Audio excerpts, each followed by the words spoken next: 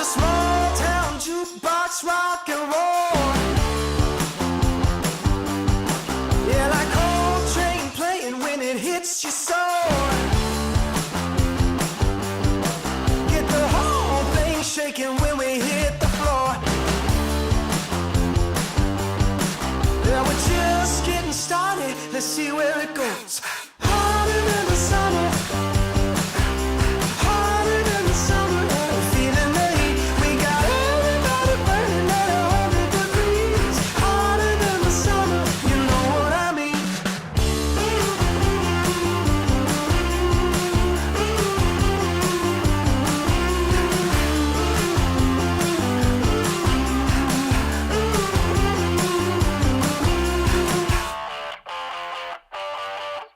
It's that old school drop top, won't let you down.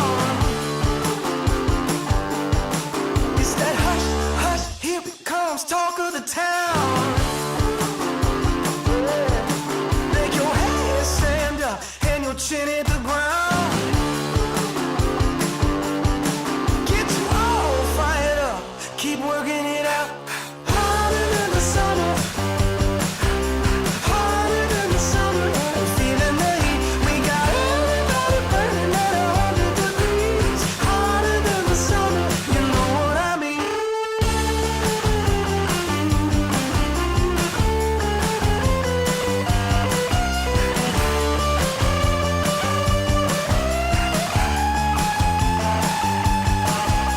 Harder than the summer and I'm feeling the heat.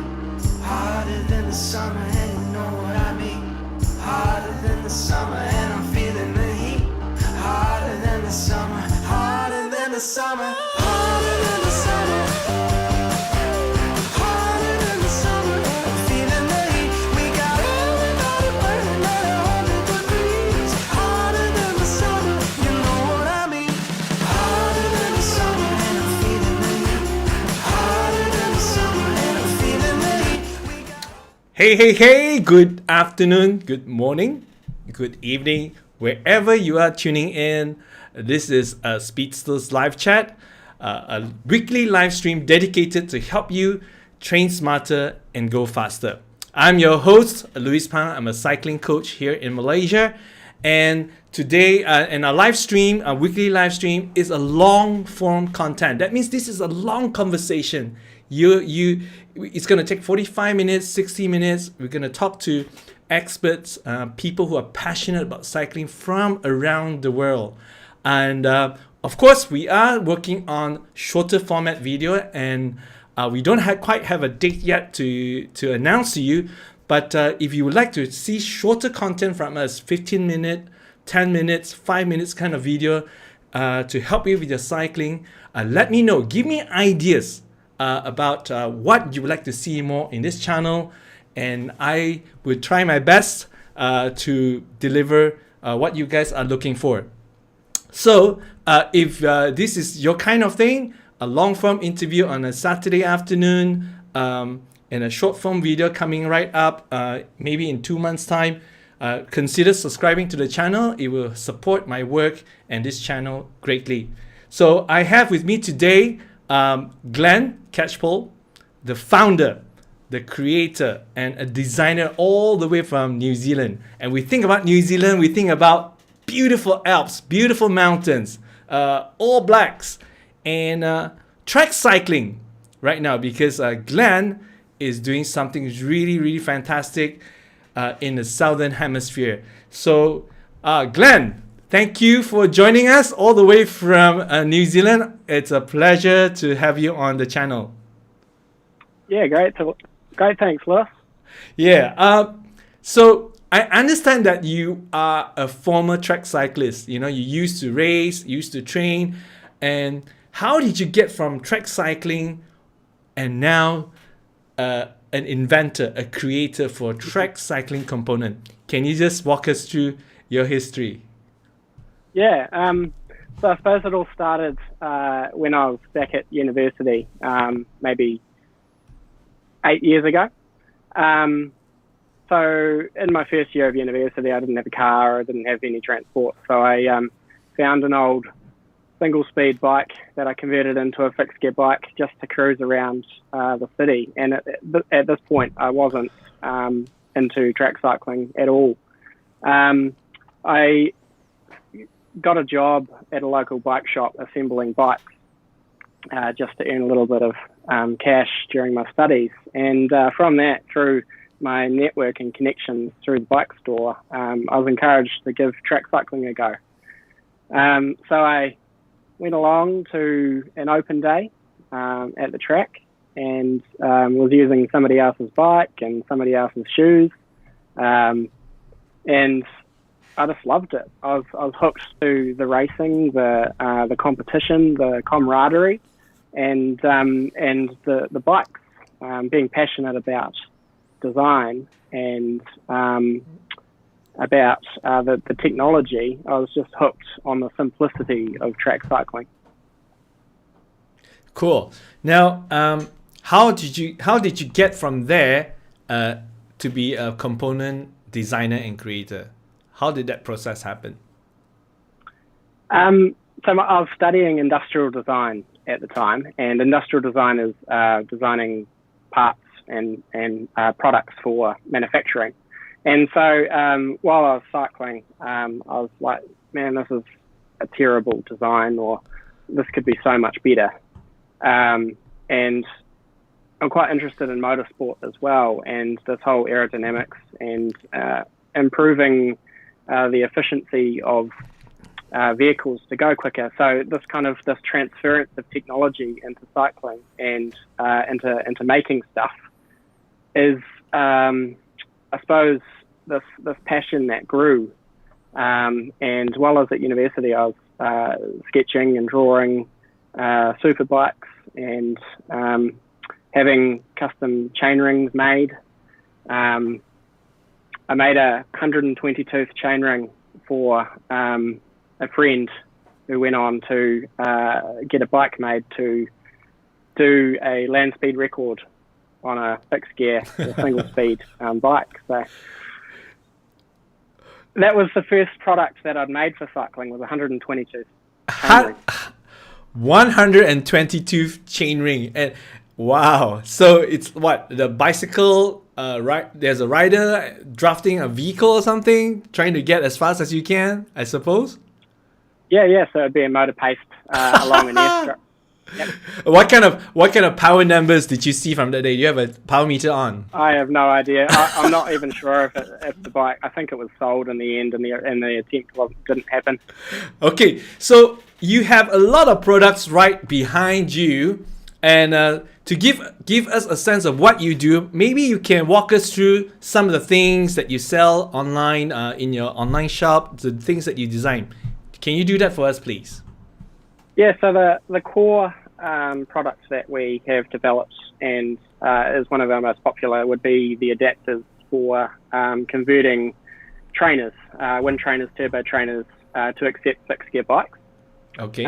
So yeah, traditionally wind trainers, they're all set up for road bikes. Yes. And with the axle spacing from 130 millimeters on a road bike, a lot of these trainers just can't accept in any way or form a 120 millimeter axle from a track bike, let alone making it fixed, because it's all got a free hub in it. So we started off. So something like this, right, Glenn?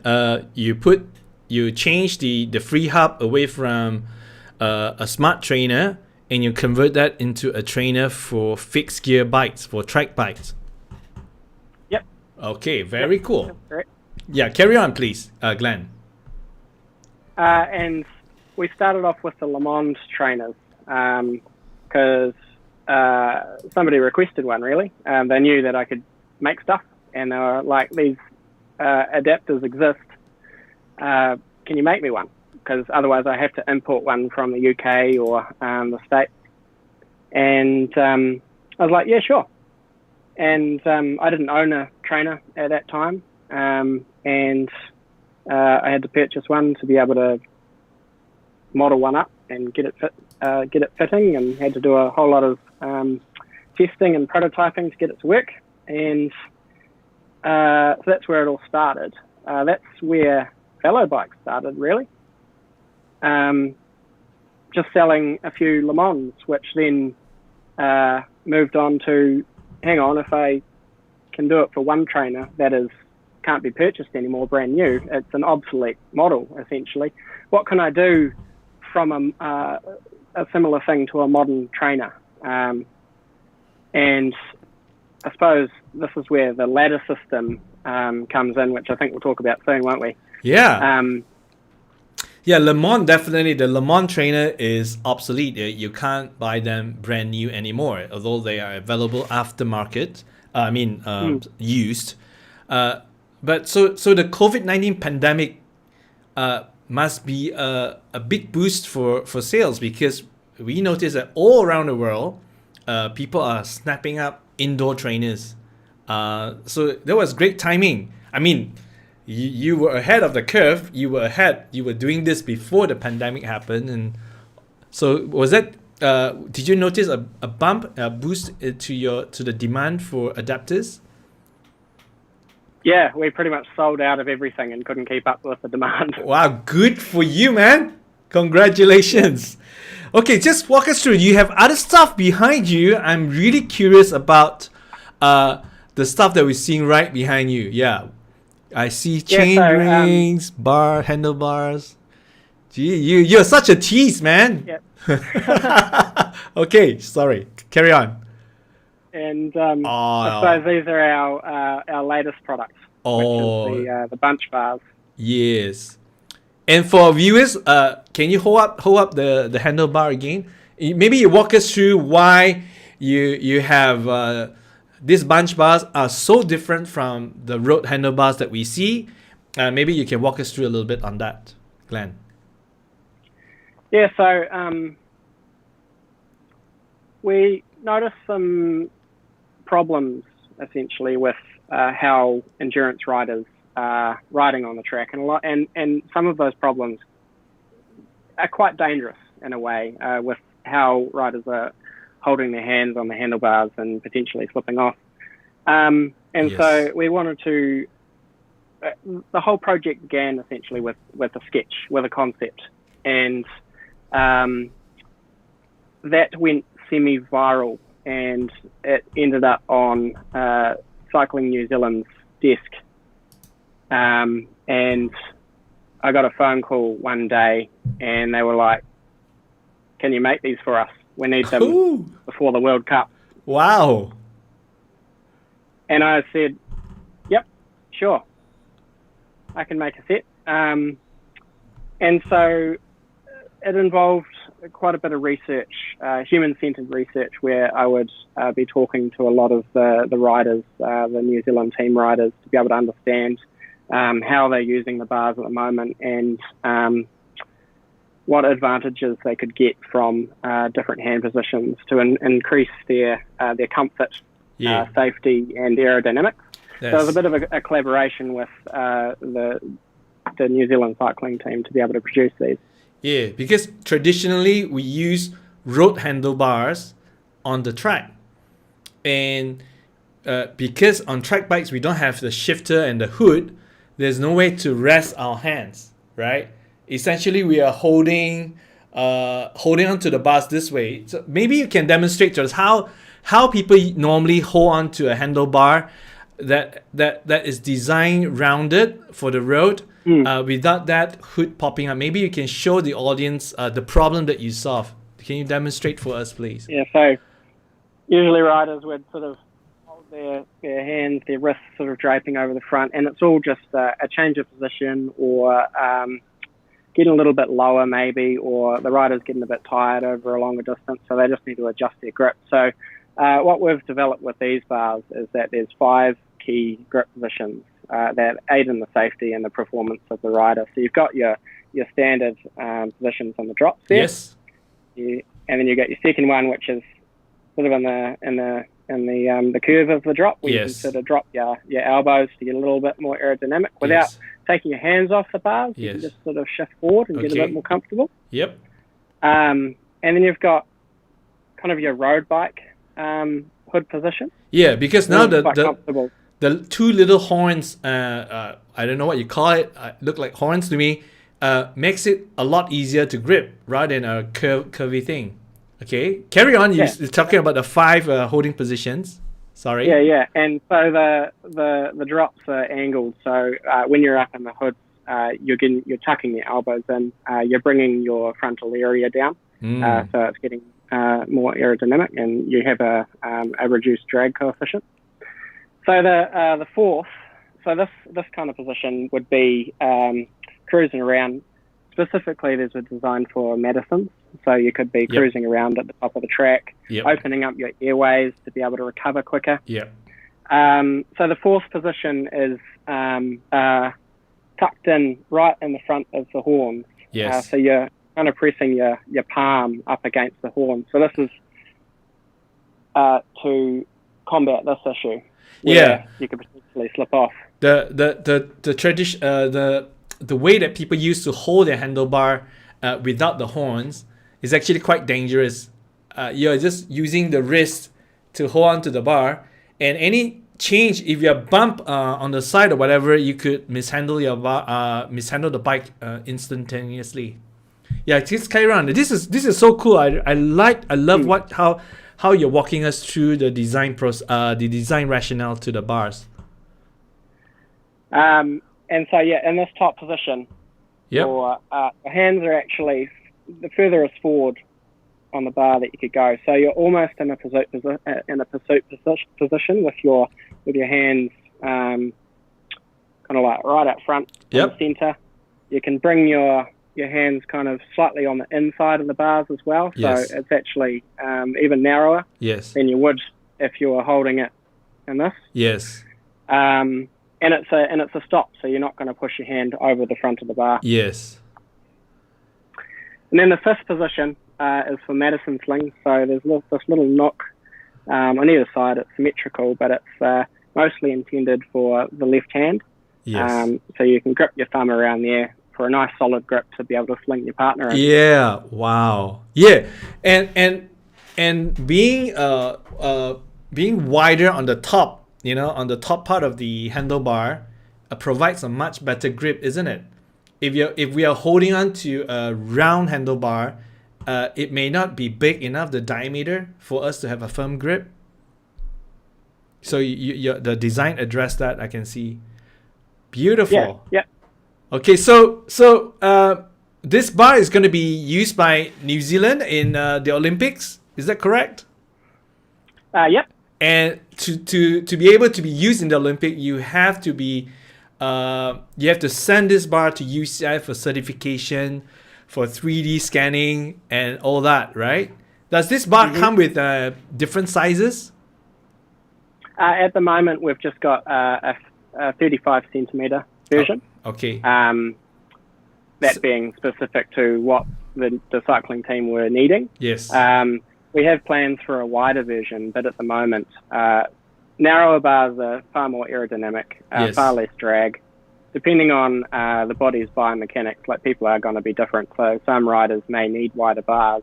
However, in this instance, 35 centimeters was ideal for their optimum drag coefficient. Brilliant. I would love to have one on my team. So let's start saving up our piggy bank, and hopefully one day we can buy that from you, Glenn. So what are the other stuff that you have with you? You have another handlebar that you were teasing us on your Instagram posting. Mm-hmm.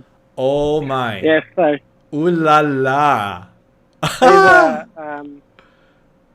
Wow, this is a sprint bar. So the bunch bars were for endurance events like Omnium, Madison, Scratch, Point Race, that kind of stuff. And this one are for sprinters, right? Yep. So can you tell us what? Obviously, there are big differences in the design and all that. Maybe you walk us through what's the rationale behind this design.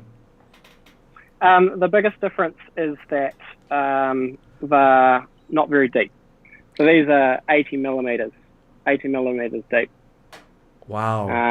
So they're nice and high and incredibly long. So sprinters have different rules for their extension that they can have over the front axle. Yeah. Much longer than bunch bars. And so these are to put sprinters in, far out and quite high, so they don't have to have a raised stem. So a lot of riders at the moment have their stem on a 20-30 degree angle raised to get their arms, their forearms, in a horizontal position on the bike. Yes. So these reduce the frontal area as well, because you don't have to have so many vertical features on the frame. Yes. Traditionally, a lot of handlebars that sprinters use tend to be very deep, so it puts them too low, right? And then they counter that by using a more positive stem. So you have the stem going up this way, and then you have a big drop on the on the drop. So it's kind of like a funny design. So that your design solved that problem. And what's the width of this handlebar? So these are 33 centimeters, and I'm wanting to make a narrower set at 30 centimeters. Wow! And when can we? When are they going to be available? The 33 and the 30. Hopefully by the end of the year. Hopefully by the end of the year. With these, we're going to do some full-on wind tunnel testing. So the handlebar that we've got a lot of research to do with these. Now you call it the long boy, right? Yep. So the long boy that you were holding is not a it's a 3D printed. It's not a carbon finished product yet. Is that correct? Yeah, this is just a prototype. This is 3D printed in plastic to get a feel, get an understanding of how the form is on the bike. Yes. With these, you can ride them gently. Like, you couldn't put any force and stress on it. Sure. You couldn't do a start. Sure. But you can get an entry-level understanding of how they're going to fit and how they're going to perform. You could do, with a higher resolution version, you could do wind tunnel testing with these as well. So 3D printing is very important for a designer and creator like you, because instead of just doing it on computational fluid design, or AutoCAD for visualizing, now you can have the physical thing in your hand, so you can feel it at a human level. You can touch it. So that's taking visualizing and design to the next level. Yeah, you can spin something around in CAD all day, but you're not going to answer a lot of the questions that need to be answered without feeling something and testing something in the real. Okay, cool. What else do you have for us, Glenn? You're on a roll, man. Keep it going. At the moment here, there's not too much, but we've got a carbon chain ring on a crank there, but yeah. Okay, very cool. So you started off with adapters, and then you move into chain rings, carbon chain rings, and then eventually the handlebars. I can't help but see there is a progression towards how the complexity of your work. It seems to be getting more challenging and more complex and more challenging, requiring a lot of creativity. Is that a deliberate plan, or? Yeah, everyone's got to start from zero. Everyone's got to start from nothing. And the biggest challenge that I face is time. And so I can't do everything all at once. And if I were to do the most complex thing that I want to do, it would take an incredibly long amount of time, and I'd probably get nowhere quickly. And I understand that you are still working as an industrial designer in the daytime, and then you're running this as a startup, as a business in the evening and in your weekends. Is that correct? Yep, that's correct. So I've got a full-time job during the day. So and I run. What's your day look like? I mean, you have your full-time job, but you're running this side gig that is huge in demand. How do you handle that? Walk us through your typical day as Glenn Catchpole. So I get up at 6 in the morning. I make a smoothie and a coffee and drive to work. And then in my morning, before work starts, I'm the only one at work. An hour before I actually start, I sit down, drink my coffee, respond to emails, do a bit of social posting, troll through Instagram and Facebook and a few blogs and forums, just seeing what other people are talking about, seeing what else has been released overnight.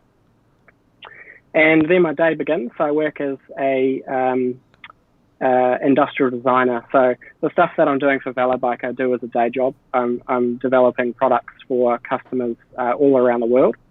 And that is incredibly diverse. It's electronic components, it's devices that are being used in for athletes, for basketball and running, marathon runners, electronic wearable devices, medical devices and farming equipment.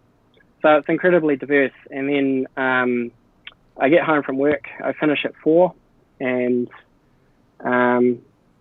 then I suppose I jump back into what I have the time and energy to continue with that I couldn't finish before work. Man, you that sounds like the life of an ultra endurance athlete. Yeah. More power to you, Glenn. I really admire what you are doing. I think I got interested in what you were doing because of the bunch handlebars. And we were looking at bunch handlebars that we want to get for our track team. And then there were, at that same, I think sometime last year, there were a few of them being pushed out in the market. And yours came across as the sexiest. I remember we were chatting in a chat group. Wow, this is so cool, you know. There was no price tag attached to it at that point.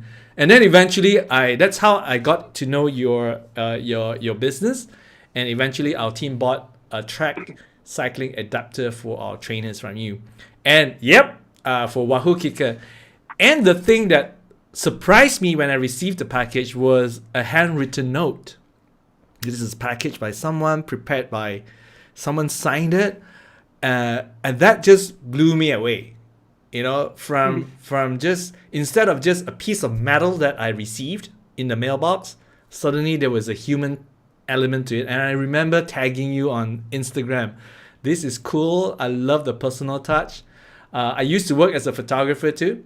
And when we ship our things out, our albums or our printed products, we attach a note to give that personal touch. So I was just very impressed by that. And also you included a small training manual for track cyclists. So that was another surprise that I didn't expect in the mailbox. So good for you, Glenn. Good stuff. Now I want to talk a little bit about how do you know what people want? Because obviously you mentioned that your time is limited. Time is an important commodity. So if you are spending time on designing stuff that nobody wants, that's a waste of the most important and precious asset. So how do you know what people want, Glenn?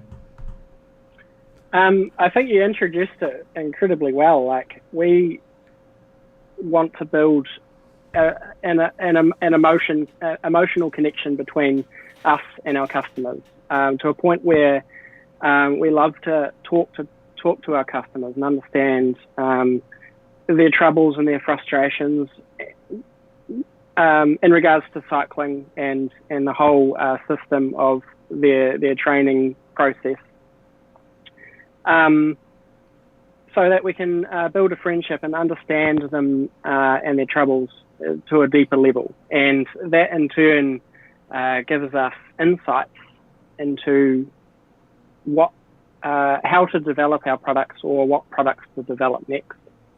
Okay, so you understand people by listening to them, by engaging with them. Yep, engaging with them, talking to them, having a conversation. Yeah, that takes time, a lot of time and patience. Yep. Great. And that's what I do in the mornings when I get to work and have a chat to people. Yeah, you get to work an hour before work starts so that you could do some of your personal stuff. Yep. Okay, I want to show this slide here about how you design and prototype the bunch bars, and I thought this picture was very. This is the sketch, right? That you mentioned went viral. Was this the sketch that you were talking about? Yep, that's one of them. Yep, I Okay. created a blog post with So a few concepts. Yep. so it's interesting because you put your design out there, taking that risk of, the possibility of people saying, nah, this is crap, this is lousy. Every time you put ourselves out there, it is always a risk, isn't it? The risk of being rejected and all that. But so it's incredibly brave of you to put yourself out there. And then this is the prototype that you designed that is held together by pegs and glue. I can see.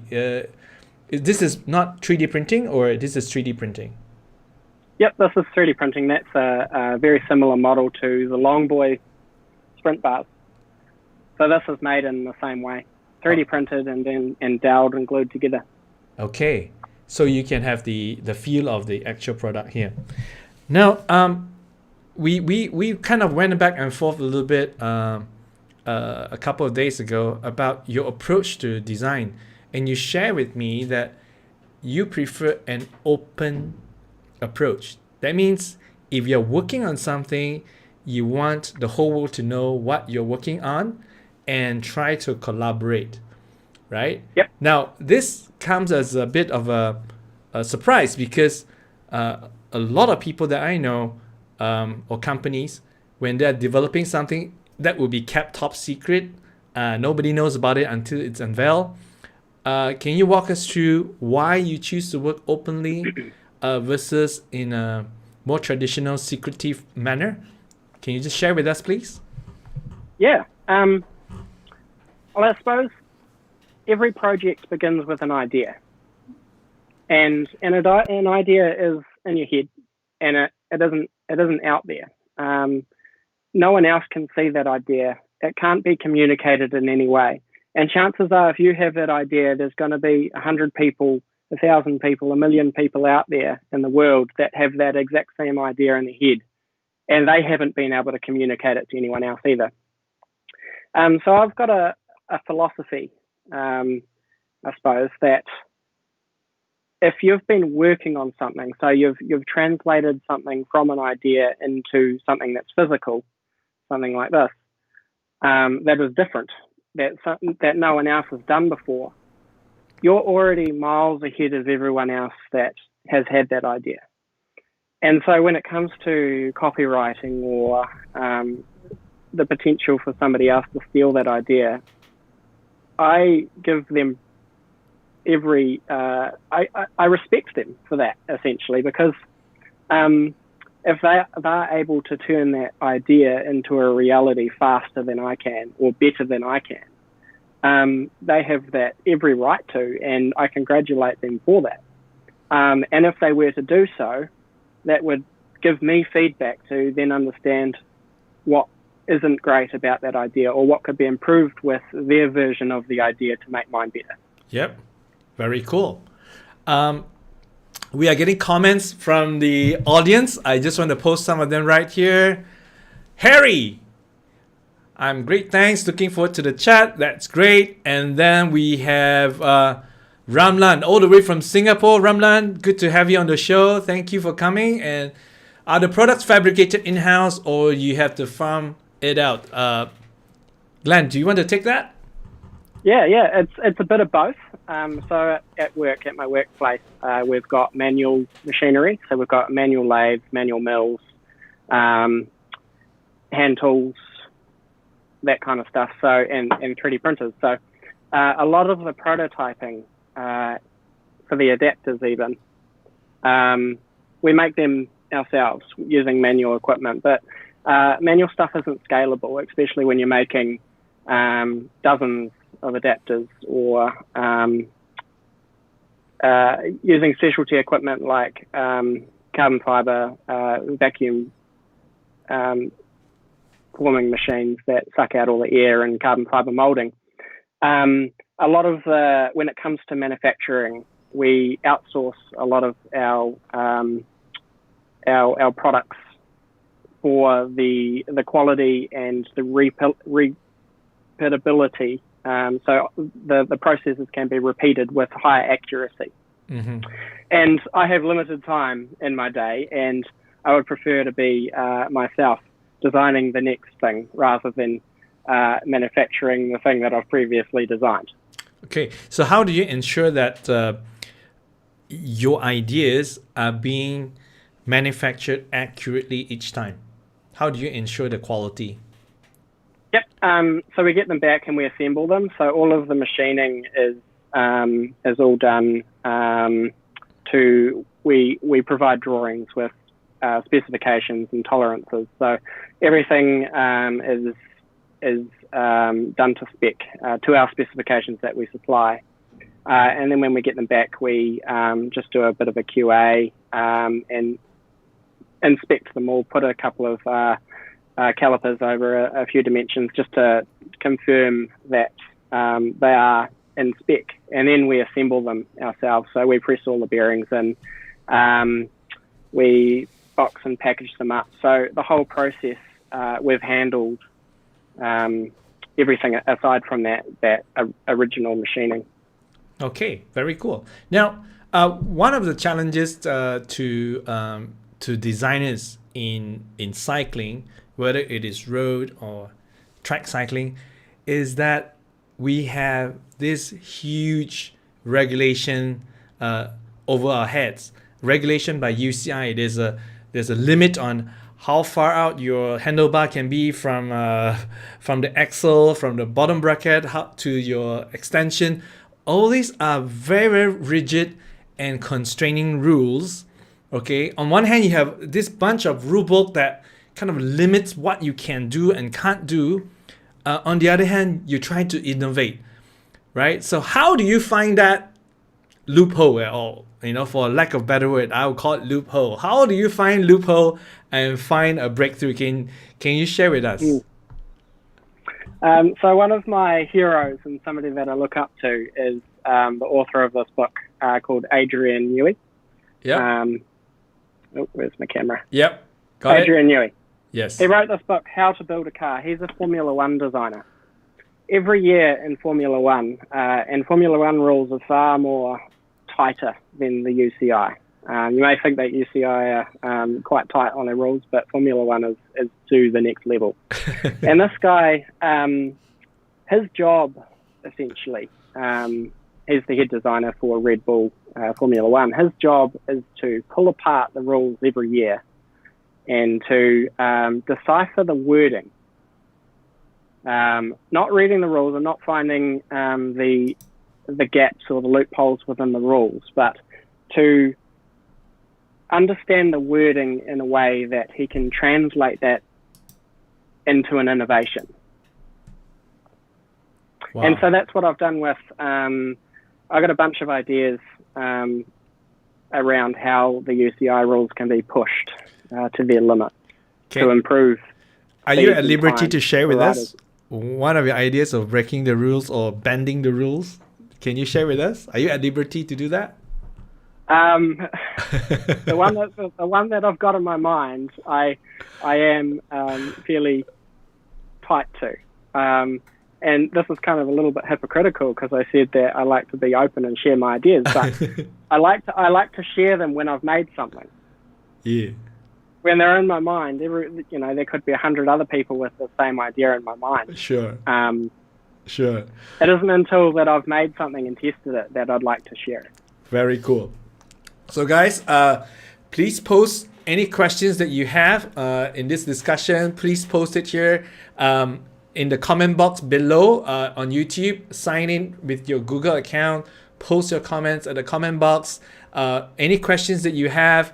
If you like what you're seeing, give us a thumbs up. Hit the like button because that will really help the channel. And if you have a question to ask, post it in the comment box so that we can take it up live when Glenn is right here with us. So since we're talking about UCI rules, we have Harry asking this question: what is your least favorite UCI regulation when it comes to bike design? All right, take it away, Glenn.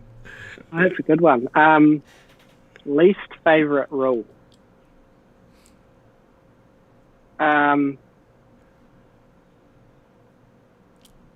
Least favorite rule. I think that would have to be the frame geometry.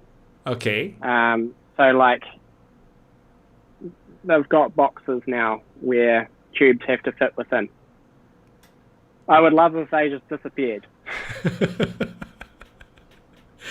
Yeah, so that would ease up a lot of room for creativity, isn't it? Yeah. Now, I would like to show our audience these slides that talk about an idea that you have sharing online that you are working on. So that's the handlebar, and this a fork. Tell us about this project, Glenn. Yeah, so this is quite a reactive project from the Hope Lotus bike. And that's a classic example of finding a loophole within the rules, or finding a hole within the wording of the rules. And that was that the bike had to be under a certain width. And that was talking mainly about the handlebars. It never said anything else had to be narrower than a certain width. It was just pretty much the handlebars are the widest part of the bike. So when you look at a whole lot of other bike designs, especially for Tokyo, everyone's gone super narrow. Their front axles, front wheels, 48 millimeters, 64 millimeters. Everything's coming real tight up to slip through the air. And they've been focusing on making the bike as aerodynamic as possible, but not necessarily the rider. Or focusing on rider aerodynamics in other ways, like aero bars or handlebars, rather than the bike itself or the fork making the rider have less of a drag coefficient. So this project is pretty reactive, and the goal with it is to make a universal fork that can be attached to any frame. Wow. So it will be adjustable, that any rider can purchase and put on their own bike to increase their drag, or to reduce their drag through the wider forks, disturbing the air which flows around the legs. Now, how is this fork going to be more aerodynamic or more advantageous than a narrower fork that we are seeing in most of the teams? It comes to diffusing the air around the rider's body. So the first point of contact where air touches, it slows the air down. Everything behind it is going to be slightly turbulent, and so when it hits the leg, it's going to have less impact, less resistance than it would otherwise if the leg was the first thing that it would touch. Ah, very cool. Now, since we are talking about aerodynamics, we have something very cool to announce before the end of the show. So please stick around, because aerodynamics is something that I am very passionate about lately, and I will share with you the reason why. So Glenn, you have to find breakthrough through limitations of rule and constraints. Like, what does it take to be a designer, an inventor of all these products? You have limited. We talk about resources. You have limited time, but there's also money involved too, right? So how do you pace yourself? Let's say there's a new designer or creator who wants to get into bike component creating. What would be your advice? The hardest thing, I suppose, is how to turn that idea into a reality. And it's what's called the chasm of death. So you've got an idea, you maybe have a prototype, and it's how do you turn this prototype into something that is manufacturable, scalable, and then sellable. And not everyone, including myself, has the skills to do all of that. Yes. And so that's kind of links into my philosophy of collaborations and help and acquiring help from others, and to work together on ideas to be able to make them real. For somebody that wants to get into developing ideas, whether that's bike components or anything, I suppose, or just the concept of inventing or innovating, the key thing to do, or the key skill to get good at, is to question things. Ask why. Why does it have to be like that? Why? What happens if this isn't like this, kind of thing? Because then you can go, what if? So if you ask why does it have to be like that, then you can go, what if it was like this? And that's where an idea happens, and that's where innovation happens, possibly. Thank you very much, Glenn. Now, I would like to show this to the group. That's your training guide that it comes together with your adapters. So, ladies and gentlemen who are watching, whether you're live or we're watching it later after we have gone live, Glenn has a lot of cool stuff, adapters, handlebars available on the website. So Glenn, if people want to get in touch with you and to get your product, so just go to search for velobike.co.nz. All the information is at the link what you see on the screen. This is how you can get in touch with Glenn and the high quality products that he's making down under. So Glenn, thank you very much for your time. Really enjoy this conversation with you. Pursuing excellence and performance in cycling, but in a different way. You know, most of us think about excellence as in going faster, winning medals. You are surely doing winning medals. Hopefully your product is going to win New Zealand some medals. The products will be used in Tokyo Olympic. Is that correct? Yeah. How would it feel to see your bunch bars at the Olympic Games, Glenn? I think it will be incredible flicking on the TV and being able to see them. As a designer, I get the most satisfaction when I see somebody using my products, even products that I develop through work, in the wild. Like if I were to walk into a store and see somebody looking at one of my products that were on a shelf and then going up to purchase it, I'd have that satisfaction that I was able to impact their life in a positive way. Because I like to make products that solve key problems that people have. And so if they were to purchase said product to solve a particular problem, I feel quite emotional that I've been able to impact somebody's life in that way. Sure. And so if I were to see these bars at the Olympics and the team are performing well, which they will be, I'm just going to have this emotional flutter, I suppose, that I played my part in this monumental event. Yeah. Yes. How true that is, isn't it? To know that our work helps someone to move forward, and that would be such an amazing thing to accomplish. And on that note, thank you, Glenn. Please stick around. I just want to announce to the audience what we're going to be doing next week. So, ladies and gentlemen, and next week we're going to have a really, really cool conversation coming up. Glenn touched on aerodynamics already, and next week we're going to dive right into it. We're going to talk about aerodynamics, how to measure it, how it impacts performance. Everybody talks about aerodynamics as if it is like a catchword, but now we actually have the tool to quantify aerodynamics. And what we're going to bring up next week is this tool.